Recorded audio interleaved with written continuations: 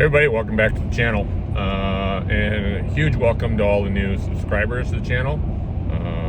We've had a lot of people come in recently, very much appreciative, and so to let you know, I do have shirts and hats and hoodies available. They are going to have a pretty significant increase in price, so whatever's in stock right now, I've put another order in. And when those new ones show up, my cost is significantly higher. So if you're interested in that stuff, go ahead. I'll put a link down in the description to the website, and hopefully you're interested. Anyway, so it is Wednesday, the 19th today.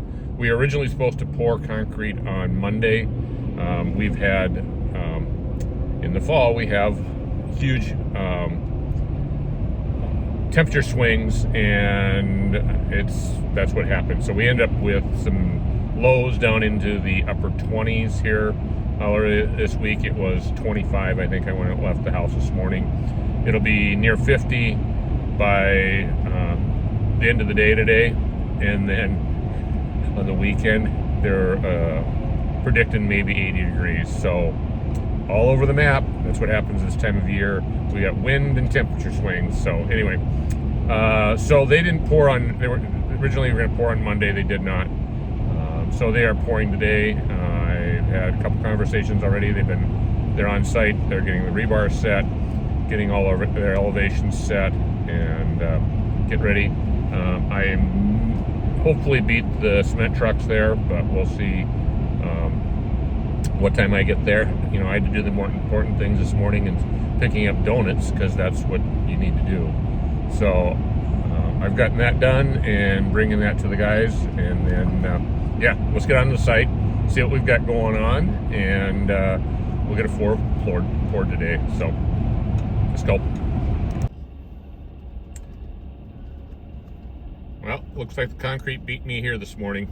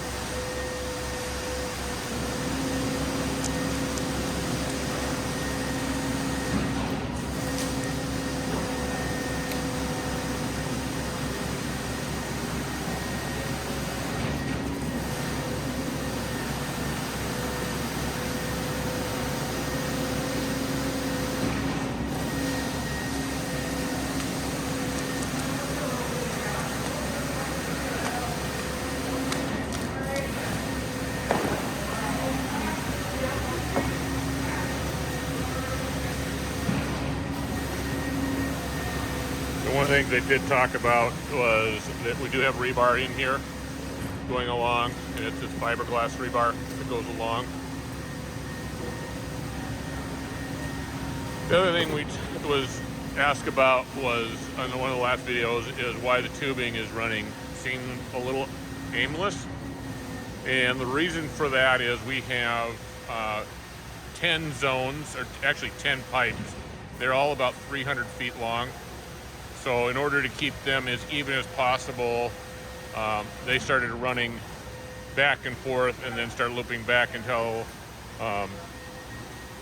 you can kind of see in here where they change. So that pipe comes in, goes back, and then it comes through here and changes again.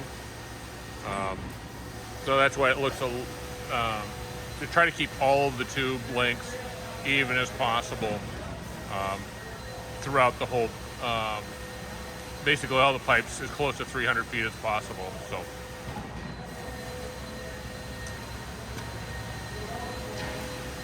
one of the things they did too, you can kind of see they've got up in that corner, that's their power streets. So they just put one up in that corner in the very back, and we've got another one right there, and they'll drop those down once the concrete gets set enough that they can keep going on otherwise they got to try to carry those through the wet concrete.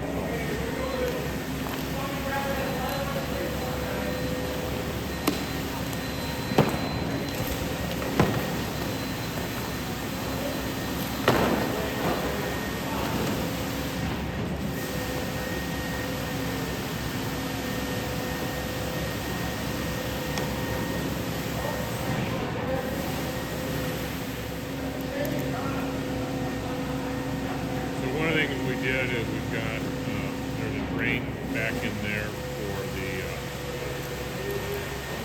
condensate drain, and I'll go around the outside and you can kind of see that. It's just daylight, so if Matt wants to have some equipment that may need to have just an outside daylight drain, we have that.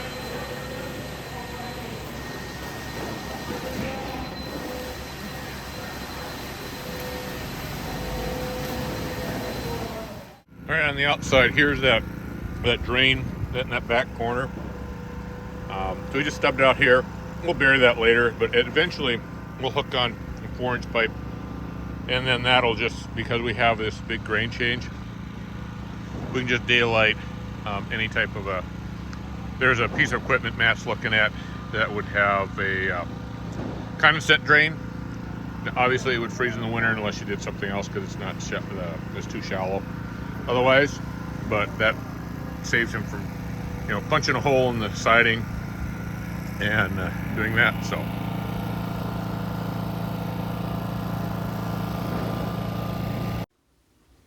all right, so this video was just so loud in there. I just gonna voice over this. So what they're doing is they're making these small bridges. There'll be 3 of these across, so they're dividing up into basically 4 bays. And then we've got, on each edge, we've got a chalk line that they will level their concrete in. So that guy there is working from the wall and the line to the bridge that they made right there. And then they're doing another bridge about, 10 feet over, and then the guy with the machine, or with the pump, he just fills in between the two. So he's going to go over here now and create another bridge, and what I'm calling it. So they just, 2-foot wide section of the concrete that they will screed over level with the stuff they've already done and with the laser that's set up, and they just move along and level out the whole thing. And then when it's done, we've got a pretty precise level floor across the entire building. And it's a lot easier to do that, and they're not checking it, randomly. So this gives them more of a consistent way to do that.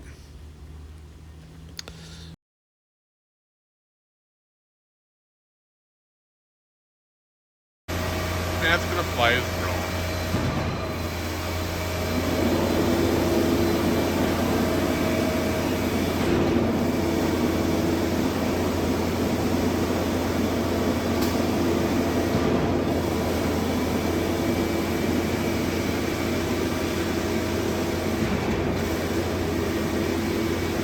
They're setting another line in there so I keep it level all the way across.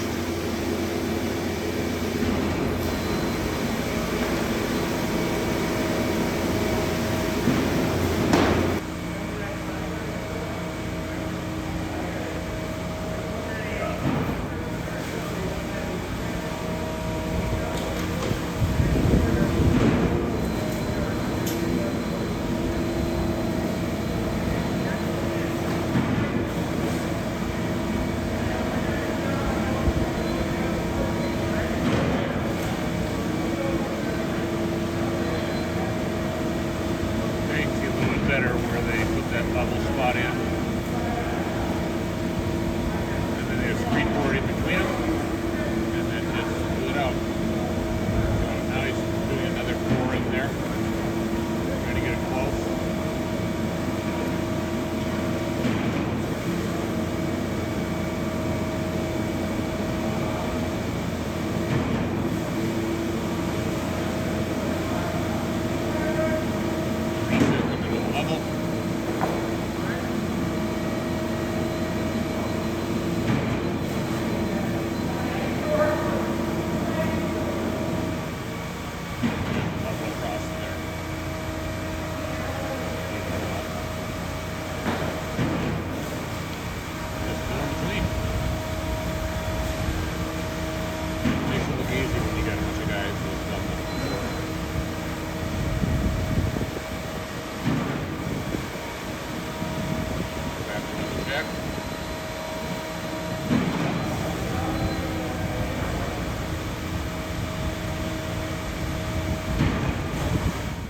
Rusty? Out here with Matt and Donovan at Matt's Pole Barn. We just installed a beautiful, I think it's 55 yards we got a total into that floor, 5 inches thick, nice machine shop finish it's going to get. We've got 4,500 pound concrete going in there, which is going to handle any load that he's going to put in. Today we've got about the nicest day, nicest next few days that we're going to have in a while here for this concrete. In Minnesota, we're still able to do in October concrete with the proper accelerators, heat methods, you know, just experience and a good procedure plan put together really makes this still doable at this time of year here in Minnesota. Basically with the floor, a good sealer, any sawdust, anything Matt has to do with machines or whatever is going to sweep, blow off very nicely. Basically, the sealers that we're going to use are going to protect him for 7 to 10 years on this floor. There's nothing better on the market. We're definitely not cutting any corners on this floor. Right. So what's that protector called, and kind of explain how that works? Yeah, so that's a siloxane sealer. So that's a penetrating sealer, and what that's going to do is it's going to cause a scientific chemical reaction in the top 1/4 inch of the concrete, and instead of laying on the surface like a acrylic sealer would or a surface sealer, this is going to penetrate in, chemically react, and turn the concrete itself into a silicone-like protective surface. Now, this is not something you can see. It's completely invisible unless water hits it. And when water hits it, the water beads up and will not penetrate that concrete surface. Great. So cure time in the winter or this time of year, because we got the lower temperatures, what happens with cure times? Absolutely, yeah. So this time of year it's going to be about 10 days when concrete's going to hit about 60-70% of its structural strength already, and then after that 10 days, for the next 20 days in a 30-day time period, it's going to slow cure that rest of the way. So after 10 days it's almost safe to use for most of our machines and parking on and things of the sort. All right. So, and how long? So we've got a little bit of cool tonight. We're going to board up the building. Yep. Where are we? At what point in the curing process we're going to be well into pretty cold temperatures? When do we have to not be worrying about the freezing temperatures at night? No. So in this first evening here, we're going to keep enough heat in that building, and the concrete itself will generate enough heat to keep it just above that freezing temperature. And as long as we do that, we're more than safe. In the next few days, we don't have lows overnight that are getting down that low and stuff. Now, if you were going to pour any colder than we are now, and say consistently every night shows us we have 32 or below freezing mark, now you're going to want to put some heat in there for the first 5 to 7 days. 5 to 7 days, okay. You're trying to get it to reach that 60-70% strength mark, so then you can take heat off, and it's it'll just cure, and then time will just cure the rest of it. Then it's just a natural air cure at that point. Yeah. Cool. Yes, sir. All right. Well, we're excited to get stuff on here, so appreciate it. Thanks, Rusty. You're welcome, sir.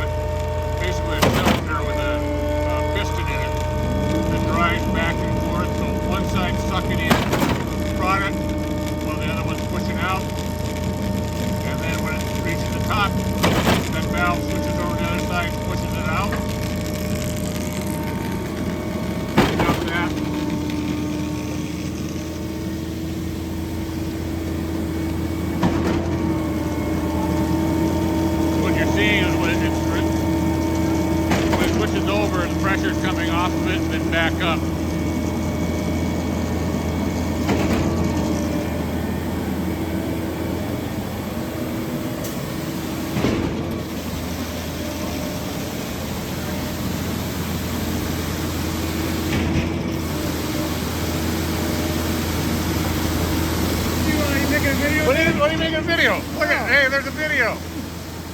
What are you doing? What are you doing?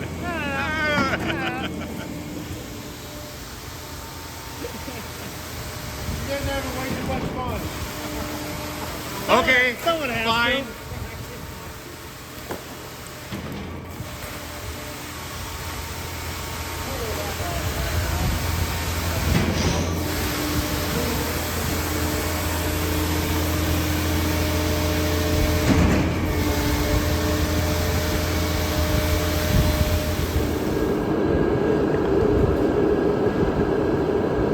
Right, we got for that. We got one heater hanging there. And we got one heater over here. Now just wait for it to start setting. I think they're gonna possibly get a third heater that they're gonna put in here, but they were short propane tanks, so.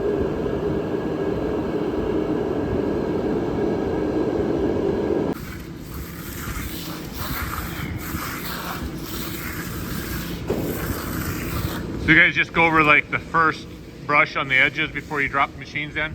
Yep, just filling in the walls and stuff, making it finish nice. All right. Well, so you go over the whole thing first, or before you drop the big machines on, or nope, just nope, the perimeter first, and then we'll hit a glass basically all by hand if we need to. Okay. But so but you're gonna do the perimeter or just the whole thing? The perimeter. Yep. And then we'll drop the machines. Okay. The machines do everything 3 times at least, and then we'll go behind the machines by hand. And just clean up the last little bit. Okay. Cool. Yes, sir.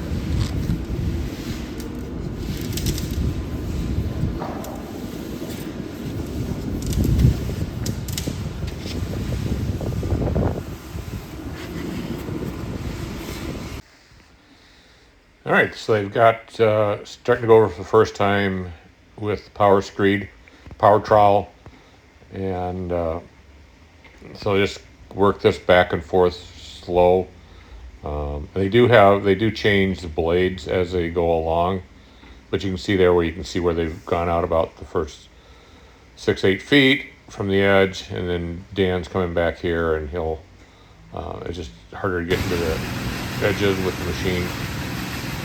It does make it a little bit rougher the first time, but it's just kind of smoothing everything out, getting the cream up, and then what that'll do also is even out any inconsistencies up and down, any little voids that they might have. And so this will be one first of probably at least 3 times over with these machines. All right, this is the second round, and they've changed over to a slightly different blade on the 3 machines that they have in here. The other thing they've done is speed it up just a little bit. They will speed these up as they go along, just to get a smoother and smoother finish as they work up from that rough surface all the way up to that machine finish that we're looking for.